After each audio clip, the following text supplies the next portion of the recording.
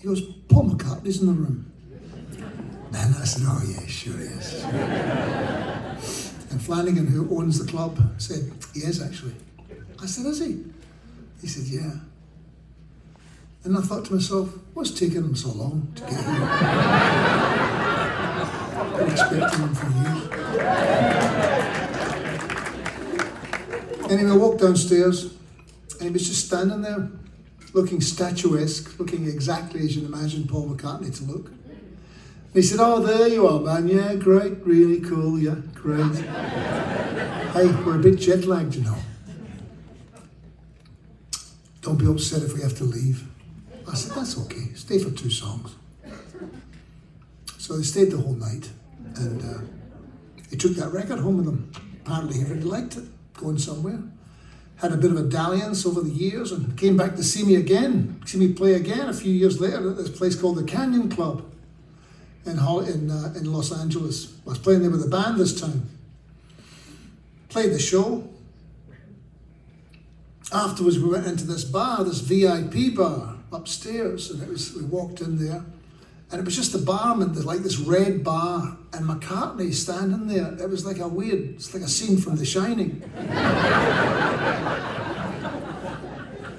And he's just going, hey, come on fellas, come on over here, have a drink. Yeah, great. Really cool, yeah, great. Every note's a winner. It's surreal. And he held court for about an hour. Brilliant. And I just found myself standing there by myself at one point, just me and him. And it's difficult to know what to say to a Beatle. You know, because he was in the Beatles, you know. I don't know if you're aware of that. I said, what are you doing over here at the moment? He said, oh, I'm just finishing a record. I said, oh. I said, it's a bit different these days, making records these days from when you first made them. He said, oh yeah. And then he proceeded to tell me what it was like in the old days. And I kind of stood there all night. He said, yeah, I'd have a song. I'd go around and pick up John, and he'd have a song. We'd get on the bus. I'd show him my song. He'd show me his song. We'd get to the studio. George and Ringo hadn't even heard the songs. So we'd play the songs, and George would cop the chords, and Ringo would tap on a table. Then a man with a white coat would come in and say, right lads, you're up. We'd have to go and play the song, record it. We'd do a couple before lunch, a couple after lunch. It was fast, really fast. I said, yeah, that is fast. Then there was a pause in the conversation. And he said, we want to come to your house. I said, you want to come to my house? He said, yeah. I said, well, I'm going on tour on Thursday. And they said, well, we'll come on Wednesday. I said, okay. I said, do you want me to make you something to eat? He said, yeah. I said, so what, you could say you're coming for dinner then, kind of thing? He said, yeah. So they came on the Wednesday.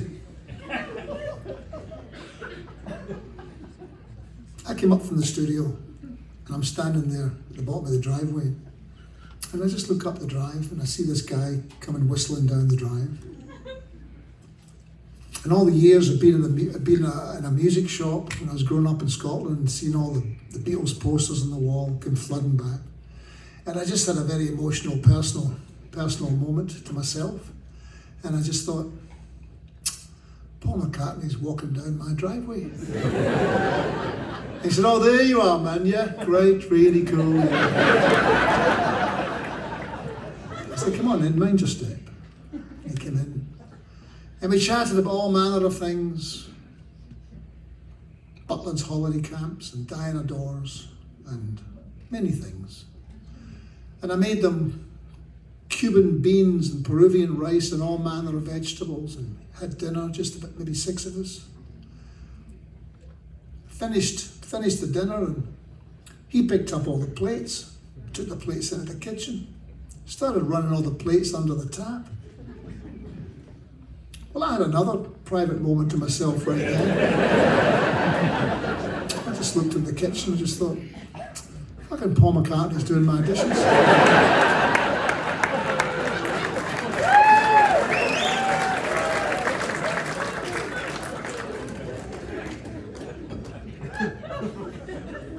Speaking of the Beatles, when I'm not doing this, well,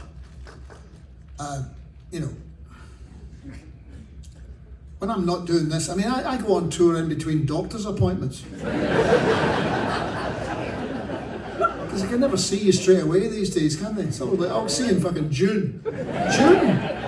What am I going to do till June? Go and see about my knee in June. And my arthritic hands. It's terrible.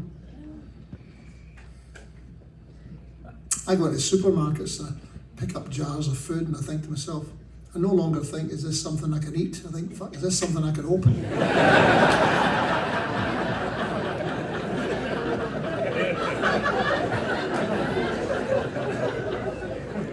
So anyway, when I'm not doing this, I go out and I play in Ringo's band, and he was in the Beatles as well.